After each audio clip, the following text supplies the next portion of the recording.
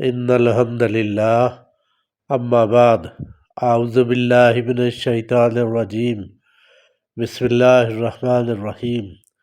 سورۃ البقرہ آیت نمبر 129۔ ربنا، اے ہمارے رب، وابعث اور بھیج، فیہم ان میں، رسولاً ایک رسول، منہم ان میں سے، یتلو جو پڑھے، علیہم ان پر، آیاتک تیری آیات، ویعلمہم الکتاب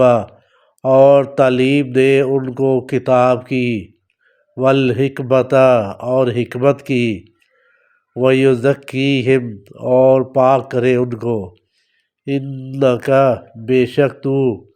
انت العزیز الحکیم تو ہی غالب حکمت والا ہے۔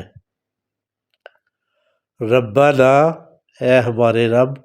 وابعث اور بھیج، فیہم ان میں، رسولاً ایک رسول، منہم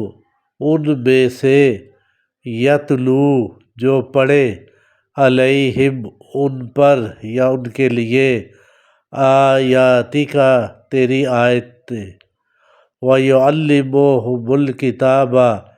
اور تعلیم دے ان کو کتاب کی، والحکمت اور حکمت کی، ویزکیہم اور پاک کرے ان کو، انک بے شک تو، انت العزیز الحکیم تو ہی غالب حکمت والا ہے۔ اللہ تبارک و تعالیٰ نے اس آیت میں حضرت ابراہیم علیہ السلام کی دعا کا ذکر کیا ہے۔ ابراہیم علیہ السلام اللہ تبارک و تعالیٰ سے دعا کرتے تھے کہ اے میرے مالک، اے میرے خالق، میری آل میں سے ایک رسول بھیج جو ان لوگوں کو دین حق کی تعلیم دے، سیدھا رستہ دکھائے، تیری ذات کی پہچان کروائے، ان کو شرک سے بچائے، اور جو تو شریعت والی کتاب بھیجے، جو تو اپنی آسمانی کتاب بھیجے، اس کی ان کو تعلیم دے، اور اپنی سنت کی اور حکمت کی اور دانائی کی باتیں ان کو بتائے، اور ان کو گناہوں سے پاک کرے، ان کو نیکی کا رستہ بتلائے۔ بے شک تو غالب ہے اور حکمت والا ہے۔ اللہ تبارک و تعالیٰ نے ابراہیم علیہ السلام کی یہ دعا قبول فرمائی، اور نبی کریم صلی اللہ علیہ وآلہ وسلم کو بنو ہاشم میں جو ہے مبعوث کیا۔ اللہ تبارک و تعالیٰ نے ابراہیم علیہ السلام کی دعا کو اس طریقے سے قبول فرمایا